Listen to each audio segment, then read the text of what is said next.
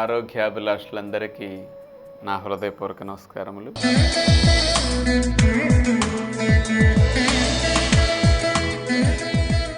ఈరోజు మనం గుడ్డు మాంసం తినకపోతే బలం ఉండదా అనే విషయం తెలుసుకోబోతున్నాం.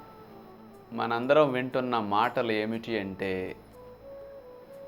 బలమైన ఆహారాలు అని ఎవరినన్నా ప్రశ్నిస్తే ఇక అందరూ చెప్పే సమాధానం గుడ్డు బలం, పాలు బలం, మాంసం బలం.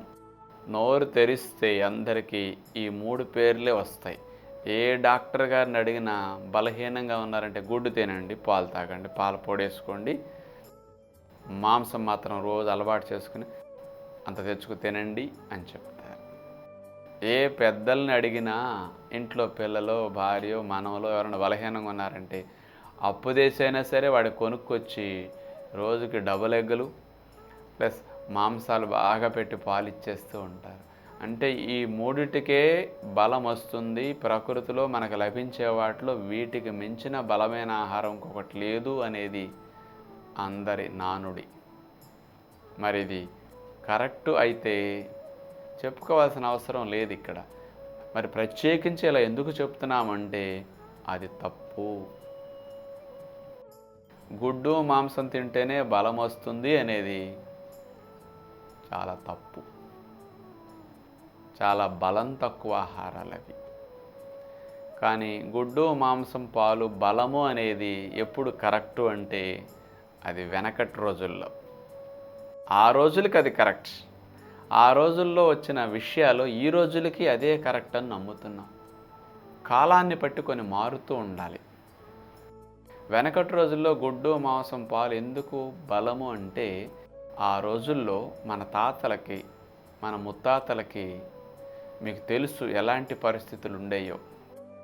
కూరగాయలు లేవు, గింజధాన్యాలు లేవు, అంటే పప్పులు లేవు తినటానికి. రోజు 3 పూట్ల అసలు బియ్యం కూడా లేని రోజులండి వెనకటి రోజుల్లో.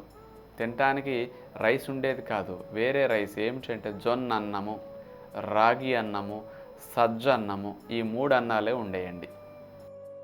ఈ అన్నాన్ని నీళ్లు పోసుకున్నో, గంజి పోసుకున్నో, మజ్జిగ పోసుకున్నో ఈ 3టి సహాయంతో పంపించేవారండి.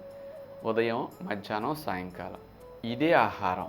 ఆ రోజుల్లో ఏమీ దొరకని రోజుల్లో మనిషికి గంజన్నాలు, మజ్జిగన్నాలు తినేటప్పుడు బలమైన ఆహారం ఏమీ లేదిక.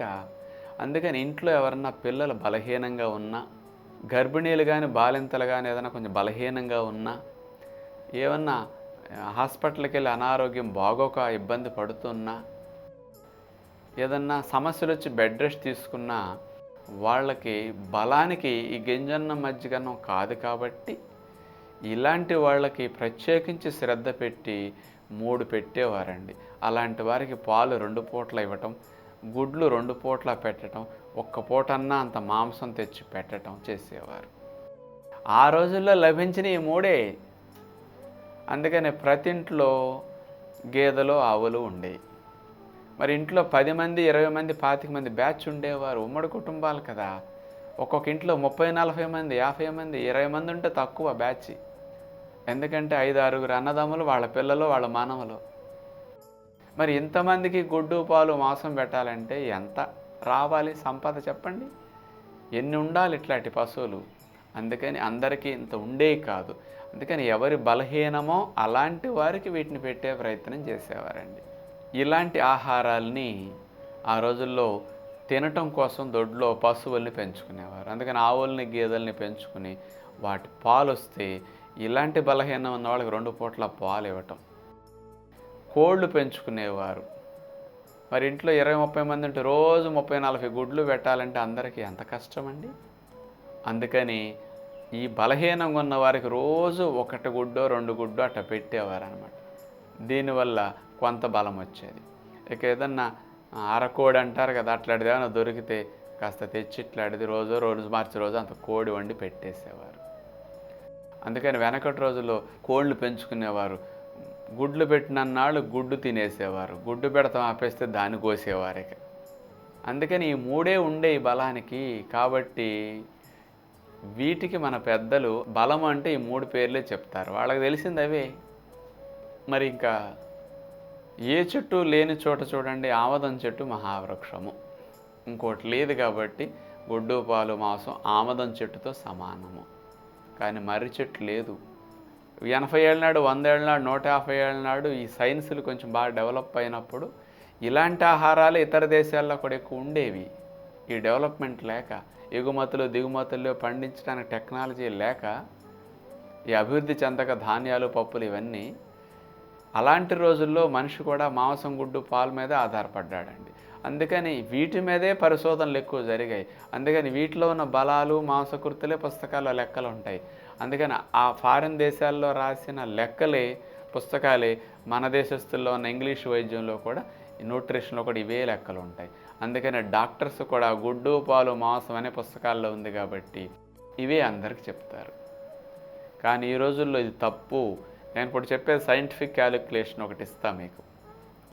మరి ఆమదం చెట్టు అన్నాను కదా, మరి నేను పోల్చానని మర్రి చెట్టు చూపించాలి ఇప్పుడు నేను మీకు. ఇప్పుడు మనకి ప్రస్తుతం కందిపప్పు బలమా మాంసం బలమా అంటే ఎవరైనా ఏమంటారండి? మరి పప్పు తినేవాడా నీకేం బలం ఉంటుందిరా అంటాడు. అంటే మాంసం తినేవాడికే బలం ఎక్కువ ఉంటుంది, పప్పు తినేవాడికి ఉండదు అని అనుకుంటారు. పప్పు బలం తక్కువ అంటారు మాంసం కంటే. 100 గ్రామ్స్ మేక మాంసం 110 క్యాలరీల శక్తి, 100 గ్రామ్స్ కందిపప్పు 350 శక్తి. చూడండి 3 రెట్లు ఎక్కువ మాంసం కంటే పప్పు బలం. పెసరపప్పు 350 శక్తి, మినప్పప్పు, శనగపప్పు, వేపుడు శనగపప్పు ఇవన్నీ 350 శక్తి అండి. 100 గ్రాములు తీసుకుంటే 100 గ్రాముల పప్పు ఖరీదు 10 రూపాయలు 15 రూపాయల మధ్యలో ఉండొచ్చు. 100 గ్రాముల మేక మాంసం ఖరీదు 50 రూపాయలు. 4 రెట్లు రేటు ఎక్కువ పెట్టి 3 రెట్లు బలం తక్కువ దాన్ని కొనుక్కుంటున్నాం ఈ రోజున. ఇప్పుడు నేను చెప్పిన తప్పైతే నెట్లో కొట్టండి, పప్పులో బలం ఎంతో క్షణంలో వచ్చేస్తుంది కదా. ఈ పప్పులన్నీ అంతే, పెసరపప్పు, మినప్పప్పు, సాయిపప్పు ఇవన్నీ పప్పులు అంత బలం అన్నమాట మాంసం కంటే. ఇక 100 గ్రాముల పచ్చి కొబ్బరి తీసుకుంటే 444 క్యాలరీల శక్తి, మాంసం కంటే 4 రెట్లు బలం ఎక్కువ. 100 గ్రాముల వేరుశెనగ పప్పులు, గ్రౌండ్ నట్స్, పల్లీలు 564 శక్తి, మాంసం కంటే 5.5 రెట్లు బలం ఎక్కువ. నువ్వులు చూస్తే ముఖ్యంగా 565 క్యాలరీల శక్తి, జీడిపప్పు 600 శక్తి, మాంసం కంటే దగ్గర దగ్గర 6 రెట్లు ఎక్కువ బలం. వాల్నట్స్, పిస్తాలు, బాదం ఇవన్నీ 650 670 శక్తి. సోయా చిక్కుడు తీసుకోండి 400 క్యాలరీల శక్తి.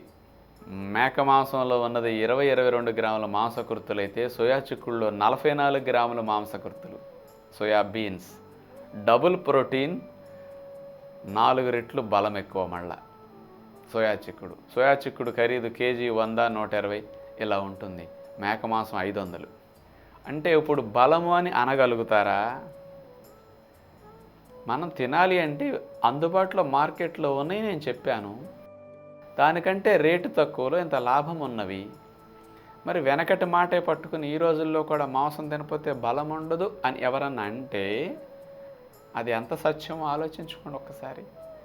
ఇప్పుడు నేను చెప్పిన లెక్కలన్నీ నేషనల్ ఇన్స్టిట్యూట్ ఆఫ్ న్యూట్రిషన్ వారిచ్చిన పుస్తకంలో ఉన్న న్యూట్రిషన్ లెక్కలు. ఏ ఆహారంలో ఎంత శక్తి, ఏ పోషక పదార్థాలు, ఎన్ని మాంసకృతులు ఉన్నాయని వాళ్ళు సర్టిఫై చేస్తారు మన దేశంలో. వాళ్ళు ఇచ్చిన లెక్కలే మనందరికీ ఆధారం. మరి ఇంత క్లియర్గా ఉంటే ఈ రోజుల్లో అంత ఖర్చు పెట్టి అంత తక్కువ శక్తి ఉన్నదాన్ని, కోడి మాంసం అంతే, మేక మాంసం అంతే బలం. అందుకని శాకాహారం బలం ఎక్కువ, మాంసాహారం బలం తక్కువ. అందుకని ఎక్కువ శక్తి సామర్థ్యాలు వీటిలో ఉంటాయి అన్నమాట. కాకపోతే మీకు అది ఇష్టము అనే ఒక అలవాటు అయిపోయింది. అది వండుకునే తీరులో ఆ మసాలాల యొక్క వాసన మిమ్మల్ని దానికి బానిస చేసేసింది అన్నమాట. అందుకని అలాంటి వాటిని తింటూ మీరు దాన్ని కొనసాగించటానికి దాని వరకు కొన్ని సపోర్ట్ల కోసం ఇట్లాంటివి ఆలోచిస్తూ ఉంటారు. మీరు తింటే తినండి, కానీ బలం అనుకుంటే తప్పు. శాకాహారంలో బలం లేదంటే తప్పు. పెద్దలు ఎప్పుడు కూడా ఇట్లా అనద్దు. కానీ ఇలాంటి ఆహారాలు జీరో కొలెస్ట్రాల్, గుడ్డు, పాలు, మాంసాహారం 3 కొలెస్ట్రాల్ ఉన్న ఆహారాలు. రేపు గుండె జబ్బులు, కొలెస్ట్రాల్ సమస్యలు వచ్చినప్పుడు మిమ్మల్ని వీటిని మానమని డాక్టర్ అప్పుడు చెప్తారు. ఇప్పుడు నేను చెప్పిన ఆహారాలు ఎన్ని సంవత్సరాలు తిన్నా, బ్రతికినన్నాళ్ళు తిన్నా మీకు కొలెస్ట్రాల్ రిస్క్ రావు. ఇవన్నీ జీరో కొలెస్ట్రాల్. తప్పు అని అనొచ్చు మీకు తెలియక. ఒక్కసారి నెట్లో కొట్టి చూడండి, వీటిలో కొలెస్ట్రాల్ ఉంటే నాకు చెప్పండి. ఇంకొకసారి ఎప్పుడన్నా ప్రసంగం చేస్తే అడగండి, నేను ఎక్కడన్నా టీవీలో. అంత క్లియర్గా ఉండే సైన్స్ ఇది.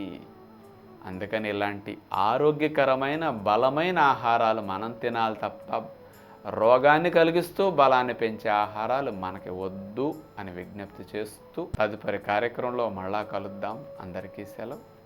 నమస్కారం.